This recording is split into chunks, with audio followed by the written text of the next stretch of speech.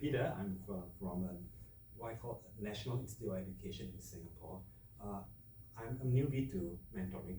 I'm more education research, so I do a lot of intervention research in schools and designing programs for students and working with teachers in professional development. Yes. So a little about myself. I'm not really from NIE, the university. I'm from New Life Community Services, Singapore. So we mentor a whole range of children and youth, from toddlers to 21-year-old youth as well. So I started as a youth worker, one-to-one mentoring, school-based mentoring in the communities. We have youth centers where they drop in, it's totally optional to them, and they like to have fun with us. We play pool, we have games, and that's where we bond, and that's where we start our mentoring journey. So I just want to introduce to you a little about our New Life, what we do in New Life. Then we will go straight into the tinkering activities that we design, and maybe we'll get to discuss with each other how do we design more of these tinkering activities around different programs and how it can bring up different learning points for both our mentor and mentees. Yeah, so in New Life we have, like I said, we have quite a few youth centers, and these are built right into the communities, and they are for any youths within our age group, and we don't really take a fee. We're non-profit, so they drop in and they just come in and they enjoy themselves. We have games, we have we have games, we have board games, we have lessons, cooking. We have a kitchen as well, fully equipped kitchen where they come in and do activities with us, and sometimes I teach some of these activities, but it can be really difficult to be part of this as a youth worker, because sometimes a lot of times the youth workers, the staff, we are quite expected to know a lot of things in different domains and teach it to the youths, and it can be difficult in that sense, because when the typical version of mentoring, people would think that it's we have a mindset of similar to teaching and education, and we always kind of think that mentors have to have the domain knowledge and we have to be the experts in the things that we do. So that's where I started with when I started my work, and so later we will talk about why some of the ideas may or may not be so relevant, and how do we shift from that kind of perspective to something that is more dynamic with our youth, with your mentees. So we also do programs. So we have the informal where they drop in. It's totally informal. There's no talk about mentoring. Not until we have a relationship with them. We know about them personally in their families, about the struggles they have in school, about all that, and then we will invite them for certain programs that they are interested in, where we have formal objectives to the programs and more formalized mentoring styles. So I want to tell you about this mentor framework that we came up with. It spells MENTOR, mentor. And this is how we kind of blend the informal and formal together.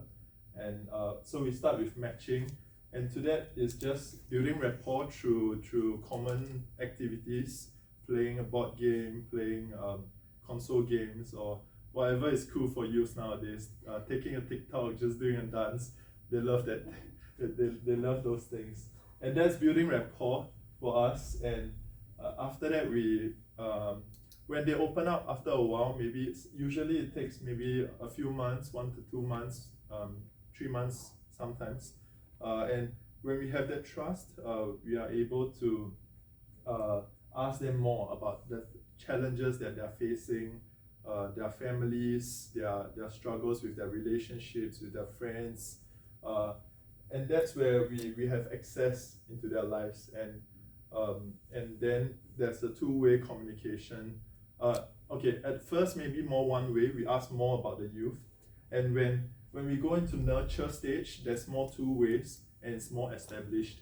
We set expectations at the start. We ask them for formalized mentoring relationship, for consistency in the frequency, and we build that, and we stay in this stage for a long time, a lot of times maybe a year or more than a year, and then only when the youths are more ready to do something else, to contribute from their experience of mentoring, then we bring them through the last three stages where we train, organize, and hopefully they replicate it with another younger youth in our center. Yeah, so that's our idea of mentoring. So now Peter will explain tinkering, and later we will just discuss how this comes together. Yeah, actually, if you all know the word tinkering, it's the idea of playing around or trying to figure things out and all that. And actually, the whole concept of tinkering actually comes from the idea of making and constructing things together. I think there's a lot in the STEM activities. So we actually been doing a lot of tinkering activities with kids. I think the at-risk kids actually in school. Actually, we found that actually this tinkering activities actually builds a lot of resilience, and also kids understanding more about themselves, because many times after these tinkering activities, we ask them what did they learn about themselves. So they'll tell us, I didn't know I was so creative. I didn't know I could able to finish this project. And it was after 7 weeks and all that. So they were actually very surprised at their own ability to even complete something.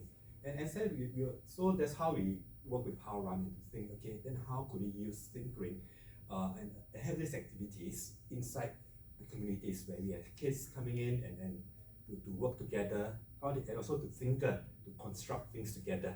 So that's how it actually became about. And I just want to share with you somewhat the ideas of tinkering that we found. So these are some of the ideas. Is actually low walls. First, I think tinkering activities was in low walls. That's easy to start off it with. All right. If there are low walls, or maybe you just need a bit of training or need a knowledge like programming and all that for them to start off. But after that, they're able to kick off. They're able to. It's not like e-bike. You know, when I was riding an e-bike, you just have a pedal, the bicycle goes off. So it just need just a bit of learning and all that. Actually, just able to do the activities together. And also, I think tinkering also has white walls. All right. So white walls, it means there are many ways to do something. So it's not just in schools probably. When we solve a problem, normally teacher will say, so, okay, this is the way to solve a problem and all that. But actually, tinkering activities, there are many approaches to solve a problem. And we give them also a variety of materials to work with. So they can choose this, and also there's a lot of autonomy that's given, because the kids decide what they want to do, how they want to do it, it's all up to them. Another thing actually is high ceiling.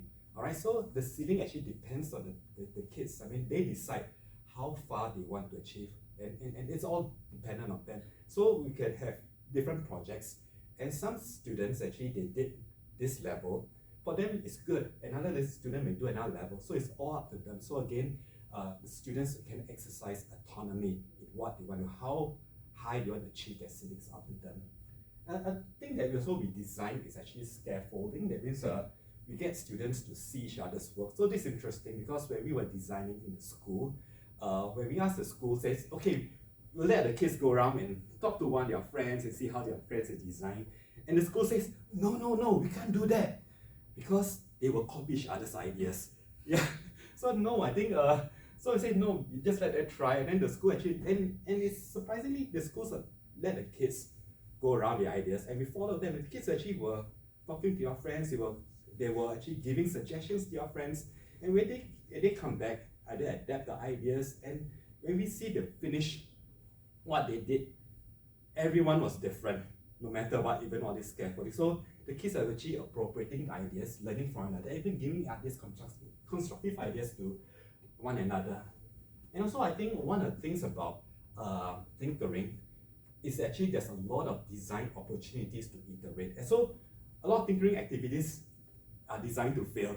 All right, so it's by purpose fail, because we want to make it a bit challenging for the kids, and the things are not as straightforward, because, like, for example, like building certain things, if you don't put it properly, and then it will not work properly. So we let the kids figure out, I mean, to the point that we see them struggling, we come in. So we let them figure out things, why it doesn't work, and we ask questions. And it's very interesting because sometimes we ask them, and then they say, well, they actually look to their friends. I mean, they just silently they will observe, oh, why did that my friend put this and it works? So they will actually observe one another. So we'll realize that all these opportunities to iterate are very important. So because all these activities we do, there are these failure points, but we realize that all these failure points were actually learning points. So you can see actually there are roadblocks, they will go around, they will come up, and they have all this stuff.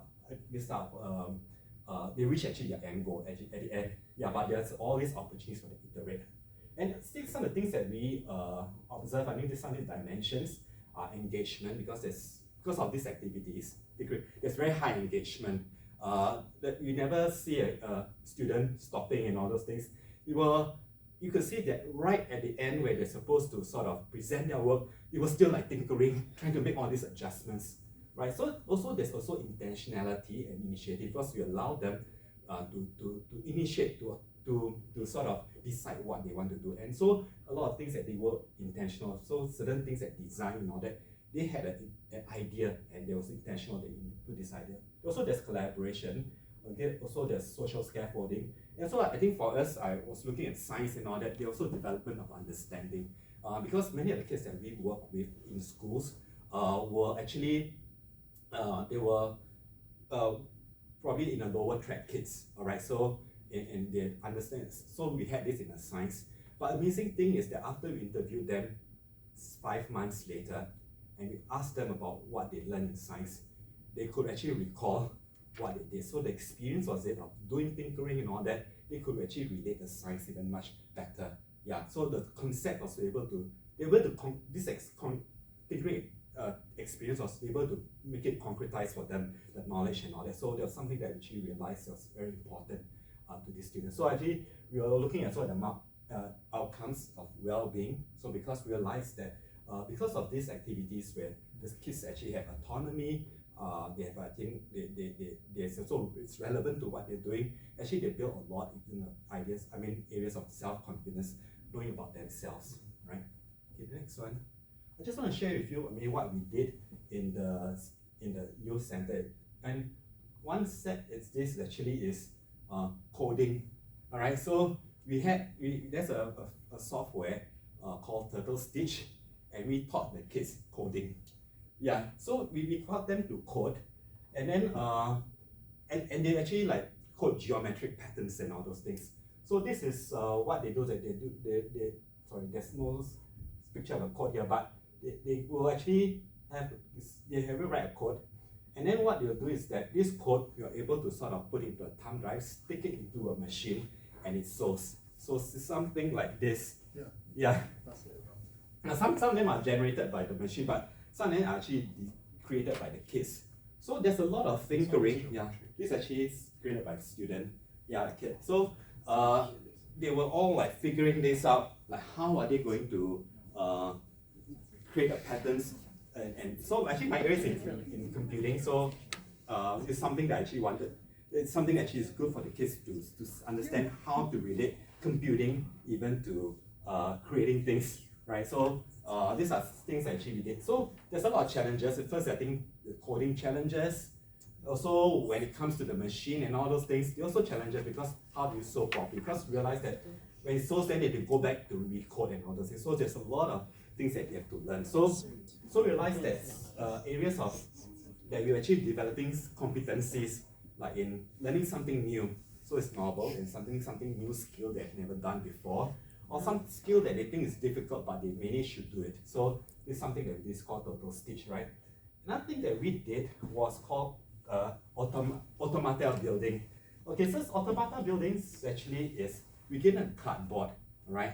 So they're supposed to make a mechanical toy with just cardboard pieces, right? So they have this like cams and all those things they have to put together, they have to glue, and then you ask them to decorate.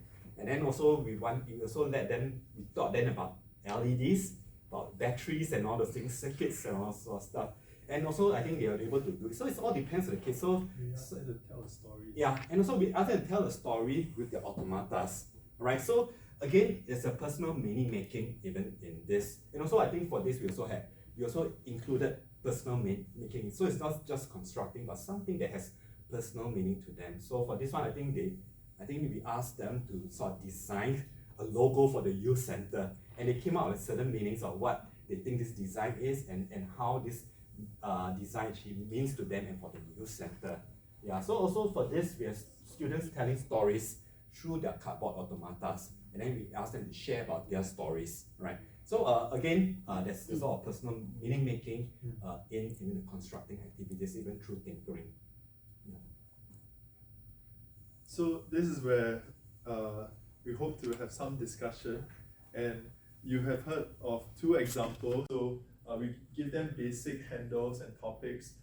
For traveling, maybe you would give them a basic map at least. I mean, you might not need that to teach them navigation, but you can give them a basic map to have some basic handles on the activity. And then you go deeper into the tinkering, where you can give them some advanced topics, you can teach them some advanced topics, but you might not need to tell them exactly how to use the tools, exactly how to build a bridge, the dynamics of it, the science. No need for that. You can just give them a variety of tools.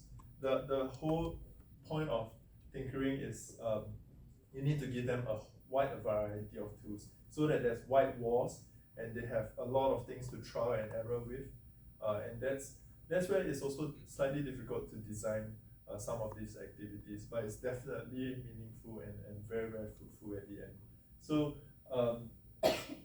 that's where in the third and fourth session, when they have tried all the different materials, things that you provide for them, they can try to put it together in their own creative ideas, and that's where you have open tinkering for them. And side by side with those, we bring in the mentors to do this together with them. So this is not just done like a classroom where you teach them and they just try it by themselves. But imagine if when you had your discussions just now, each of you had a mentor with you, or at least each group would have one mentor with you to give you prompting questions of what if this, what if that, how do you think this would work? What if, do you think this will work better? So no answers, no solutions, but just prompting and guiding through, especially when they face failure, especially when they are like, this is too hard, I don't want to navigate this city anymore. I keep getting lost, it's so difficult. Yeah, what if you had a guide that won't tell you where to go, but just like encourage you to take the next step, encourage you to just push on and try something further. So that's where we bring in the ideas of resilience and asking for help and journeying together with your mentor. And so this is just a breakdown of 1 3-hour session. We do that for all our sessions, just so that there's some structure to the program and we can hopefully observe some things. So let me tell you some of the, so most importantly, what we tell our mentors that we don't give the mentees any answers. We are not experts, and we do not need to be experts in whatever craft that we are guiding through them through, because this is tinkering. This is giving the autonomy to the mentees, to the youths, and that's where the roles of the mentors are even more important as encouragers, and we guide them through to not give up, and especially when they face challenges. So at the end of each session, we encourage the mentors to facilitate reflections and draw some of these ideas of resilience and confidence to their real lives, because these are mentors who in the youth hubs, they already know the youth's lives, they already know some of the challenges that they might have be facing, conversations that they just had yesterday with their parents that was difficult, that they are still navigating through. And this is where you bring back these conversations and you talk about how you tinkered your way through some of the activities and how you can tinker your way through some of the conversations in your life as well. So that's how we see tinkering and mentoring come together. And a bit about, so that's what we at first, at the start of this whole project, we really just wanted to see mentoring influence on students and some of the positive influences, confidence, resilience, and all that, and tinkering. We didn't really think that there would be such a strong connection between the two concepts. But right after collecting all the interviews and all that, we definitely found this term, or like we definitely found an interaction between this. That's why we call it mentoring through tinkering. And it's really the idea that as mentors, we don't need the answers. We shouldn't be giving them the answers, because it's the mentees' lives, and it's up to them to craft their own lives and go about finding their own solutions. Yeah, so the main things that we learn out of this combining these two concepts is that it's important to figure things out together. So it's not just it's not just a teacher hovering over the group and just saying that okay, you do your thing, I'll watch you do your thing, and you figure it out. It's not that. It's like it's more hands-on than that. It's really both mentor and mentee figuring things out together. We don't even tell the mentors how to code some of the things, or how to use some of the products, the resources to create the products. We get the mentors to figure them out together with the mentees, and they are as clueless as the youth sometimes, and they look to us for help, but that's where we tell them, no, we don't have solutions, I'm sorry. Yeah, so that's where we find that builds the relationship even more, actually, as they lean on each other and as they find solutions together. So we talk about asking for help. Sometimes the youth are a bit resilient, or you can call it stubborn. Yeah, and they are resistant to asking for help, even when the mentor is right beside them. They just want to do it their way. They have an idea and they just want to push through. But we open up the conversation. We ask the mentors to have prompting questions and all that, so that it's a two-way conversation, and we allow them to ask for help and offer help. Yeah, when it's very nuanced, in the sense that the mentor have to be very quick to catch some of the struggles that they are facing before they give up, before they just like, I don't want to do this anymore. So it's about knowing when to help at the right moment, but yet not giving the solutions. So the last one is also bringing the group dynamics. While it's not just about the one-to-one mentoring, but getting, like Peter explained, about the creative ideas and how they go around copying different ideas, or just gaining inspiration from their friends. That's where we encourage the pro-social behaviors as well. So yeah, one story I want to tell you about is this youth that created this face mask with a Chinese character. The Chinese character is Ren. So it's also like the character for ninja, or so, and he got the inspiration from a comic, or from a story that he read about ninjas and how they persevere through their missions, even though they are attacked and all that. And he was very inspired by that, and he tried to create this. But you will know that if you ever try the coding website yourself, you will find that it's very, very difficult to create a word like this. And basically you have to code every line by line, and you have to know exactly where to place it so that it's not all over the place, and at the exact length and the angle and everything. So so he had it was really difficult for him to get, but he kept reminding himself of the story, and he shared the story with us, with his mentor, and he was able to push through and persevere through this experience. And at the end of it, he said that he was never so determined and persistent, and he's surprised that he did it eventually, and it looked so good. He did it twice, one for a sample and one of his masks. So that's the kind of resilience that we see from the youth as they tinker their way through. And oh yeah, so just a short. Yeah, how anxious